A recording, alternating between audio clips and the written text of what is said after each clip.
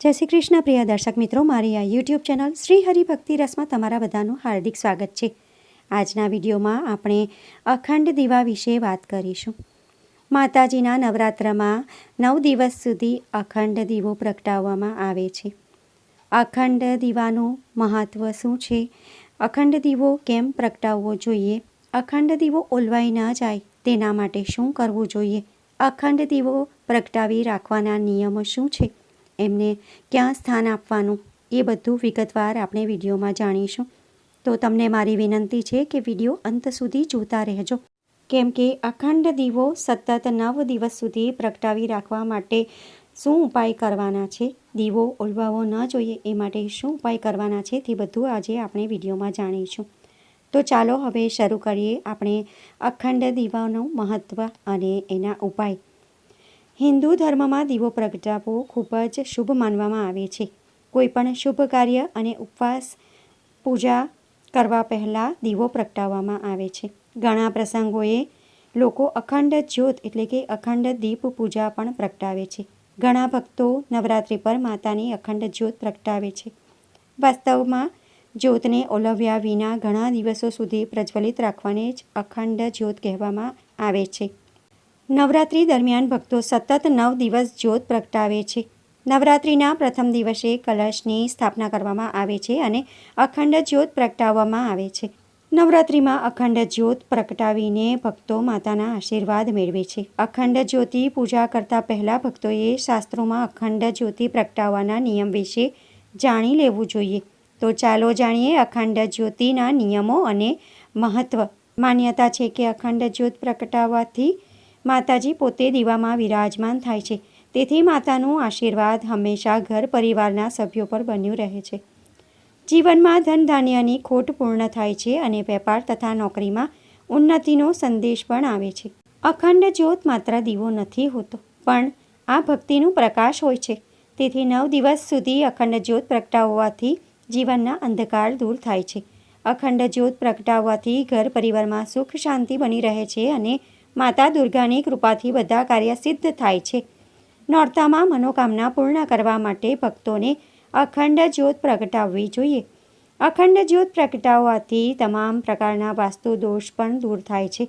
વાસ્તુ દોષ દૂર થવાથી ભક્તોના સૌભાગ્યમાં વૃદ્ધિ થાય છે અને જીવનમાં સુખ સમૃદ્ધિ આવે છે। પૌરાણિક માન્યતાઓ અનુસાર 9 દિવસ સુધી ચાલતા આ મહાપર્વમાં માતાજીની કૃપા મેળવવાનો સૌથી શ્રેષ્ઠ સમય હોય છે।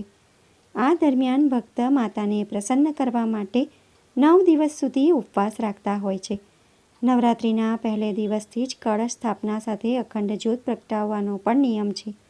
અખંડ જ્યોત પ્રગટાવવા પાછળનું કારણ એ છે કે જે રીતે નાનકડા દીવા વિપરીત પરિસ્થિતિઓમાં પણ પોતાની જ્યોતથી અંધકાર દૂર કરે છે, તેવી જ રીતે આપણે પણ માતાજીની આસ્થાના સહારે પોતાના જીવનનો અંધકાર દૂર કરી શકીએ છીએ। કહેવાય છે કે દીવડાની જ્યોત સામે જપ કરવામાં આવે તો સાધકને 1000 ગણું ફળ પ્રાપ્ત થાય છે। તમામ પૂજા દીપક વગર અધૂરી છે। દીપકનું જ્ઞાન, પ્રકાશ, શ્રદ્ધા અને ભક્તિનું પ્રતીક છે। નવરાત્રિના 9 દિવસોમાં અખંડ જ્યોત પ્રગટાવવામાં આવે છે। તેનો અર્થ એ છે કે આ 9 દિવસોમાં જે દીવો પ્રગટાવવામાં આવે છે તે દિવસ રાત પ્રજ્વલિત રહે છે। માન્યતા છે કે અખંડ દીવો વ્રતની સમાપ્તિ સુધી પ્રજ્વલિત રહે છે। કોઈ પણ શુભ કે માંગલિક કાર્યમાં દીવો જરૂરથી પ્રગટાવવામાં આવે છે। દીવા 2 પ્રકારના હોય છે। એક કર્મદીપ, જે માત્ર પૂજા કરતી વખતે પ્રગટાવવામાં આવે છે, અને બીજો છે અખંડ દીવો, જેને પૂજા કે તહેવાર પૂર્ણ ન થઈ જાય ત્યાં સુધી પ્રગટાવી રાખવામાં આવે છે। જેમ કે નવરાત્રિ, ગણેશ ચતુર્થી કે સત્યનારાયણની કથા દરમિયાન અખંડ જ્યોત પ્રગટાવવાની પરંપરા છે। આ ઉપરાંત ઘણા દેવી દેવતાના મંદિરોમાં અખંડ જ્યોત પ્રગટાવવામાં આવે છે। નવરાત્રિમાં અખંડ જ્યોતિ પ્રગટાવવી ખૂબ જ શુભ માનવામાં આવે છે, જેનાથી ઘરમાં સુખ, શાંતિ અને સમૃદ્ધિ આવે છે અને બધા જ કામ સિદ્ધ થઈ જાય છે। આ ઉપરાંત ઘરનું વાતાવરણ શુદ્ધ થઈ જાય છે। આ અંગે દેવી ભાગવત પુરાણમાં વિસ્તારથી જણાવ્યું છે। હવે આપણે જાણીશું કે કઈ દિશામાં અખંડ દીવાની જ્યોત રાખવી શુભ માનવામાં આવે છે અને કઈ દિશામાં રાખવાથી તમારી સમસ્યાઓ વધે છે। દેવી ભાગવત પુરાણ અનુસાર જ્યારે અખંડ દીવો પ્રગટાવવામાં આવે છે તો ધ્યાન રાખો કે તેની જ્યોત દક્ષિણ દિશા તરફ ન રહે. માનવામાં આવે છે કે આવું કરવાથી 1 વર્ષમાં ઘાત એટલે કે કોઈનું મૃત્યુ થઈ શકે છે. તો દીવાની જ્યોત દક્ષિણ દિશા તરફ ના રાખો. પશ્ચિમ દિશા તરફ અખંડ જ્યોત પ્રગટાવવી શુભ માનવામાં આવે છે. પશ્ચિમ દિશામાં અખંડ જ્યોત રહે તો ઘરમાં સુખ, સમૃદ્ધિ, ધન અને સંપત્તિ આવે છે. દરેક દુઃખમાંથી મુક્તિ મળે છે. પૂર્વ દિશા તરફ અખંડ જ્યોત પ્રગટાવો તો ખૂબ શુભ માનવામાં આવે છે, જેનાથી માતા લક્ષ્મી સાથે અન્ય દેવી દેવતા ખૂબ જ પ્રસન્ન રહે છે. આ સાથે જ ઘરમાં સંપન્નતાની વૃદ્ધિ થાય છે. દરેક ક્ષેત્રમાં સફળતા મળવા સાથે ધન અને ધાન્યમાં વૃદ્ધિ થાય છે. ઉત્તર દિશામાં અખંડ જ્યોત રાખવાનું પણ શુભ માનવામાં આવ્યું છે.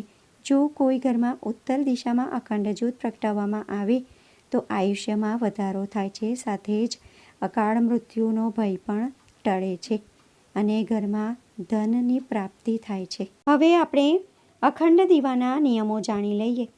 જ્યારે આપણે અખંડ દીવો પ્રગટાવીએ છીએ ત્યારે મંત્ર જપ સાથે પ્રગટાવવો જોઈએ. નવરાત્રિમાં અખંડ જ્યોત પ્રગટાવવા પહેલાં માતા દુર્ગાની જ્યોત પ્રગટાવવાના સંકલ્પ લેવો જોઈએ. તેને પૂર્ણ કરવા માટે માતાના આશીર્વાદ લેવા જોઈએ. મા દુર્ગા, ભગવાન ગણેશ અને શિવજીની પૂજા સાથે દીવો પ્રગટાવવો. દીવો પ્રગટાવતી વખતે ઓમ જયંતી મંગલાકાલી ભદ્રકાલી કૃપાલિની દુર્ગા ક્ષમા શિવધાત્રી સ્વાહા સ્વાહા નમો અસ્તુ તે મંત્રનો જાપ અવશ્ય કરો. અખંડ દીવો રાખવાના નિયમો. અખંડ દીવો પાછટ પર લાલ કપડું પાથરીને રાખવો જોઈએ. જો તમે તેને જમીન પર રાખી રહ્યા છો તો તેના માટે ખાસ નિયમોનું પાલન કરવું જોઈએ. તમને દીવા જમીન પર રાખવાથી પહેલાં અષ્ટદળ બનાવવા જોઈએ. અષ્ટદળ તમે પીળા ચોખા અને ગુલાબથી બનાવી શકો છો. દીવાની દિવેટના નિયમો. અખંડ દીવાની દિવેટ હંમેશા નાળા છડીની બનાવેલી હોવી જોઈએ.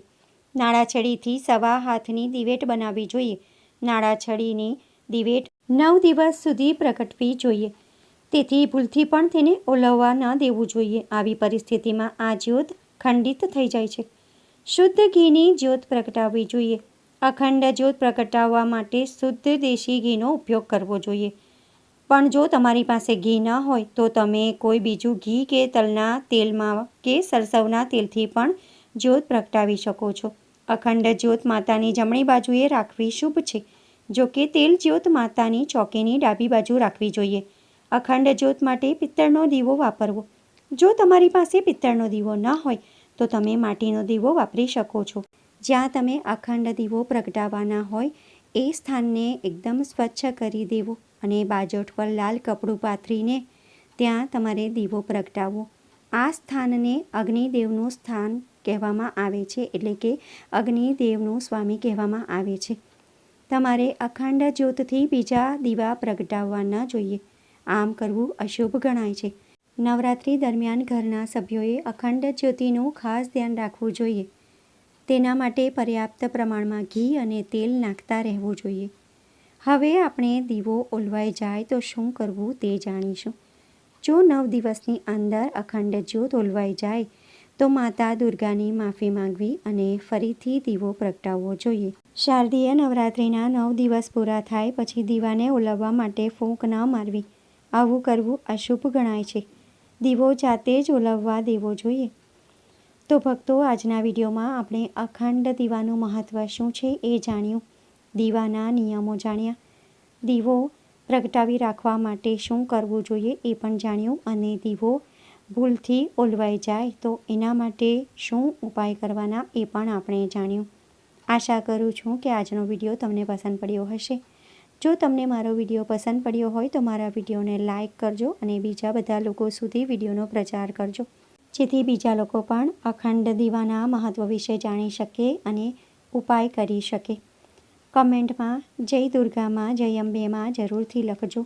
ચેનલ પર નવા છો તો શ્રી હરિભક્તિ રસને સબસ્ક્રાઈબ કરી લેજો. બાજુમાં ઘંટીનું નિશાન આવે તો એના પર ક્લિક કરી અને બધા પર ક્લિક કરજો, જેથી મારા આવનાર વિડીયોનો તમને સંદેશો મળતો રહે. ફરી મળીશું એક નવા વિડીયો સાથે. ત્યાં સુધી બધા ભક્તોને જય અંબેમાં, જય દુર્ગામાં. વિડીયો જોવા માટે ધન્યવાદ.